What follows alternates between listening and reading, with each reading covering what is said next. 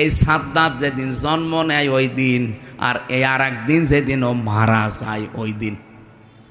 ও জন্ম হয়েছিল নদীর ভেতরে, সাগরে জাহাজ ডুবে গেলে ওর মা একটা কাঠের উপরে তক্তার উপরে ভাসছিল, ওই সময় ওর জন্ম হয়।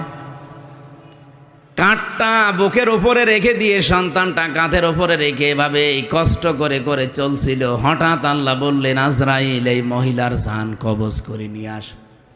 আজরাইল এসেছিল, দৃশ্য দেখে বলছে, আল্লাহ এ অথই সাগরে এই ছেলেটা, তোমারে যা বলেছি কাজ করে আসো, কিছু দেখা লাগবে না।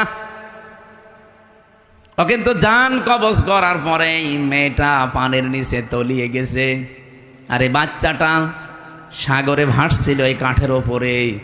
ভাসতে ভাসতে এক কিনারায় পৌঁছিয়ে দিয়েছে ঢেউ তাকে, বাঘে নিয়ে তারে মানুষ করে বাঘের দুধ খেয়ে লোকটা বড় হয়েছে।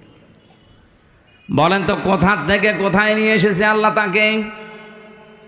এই লোকটা যেদিন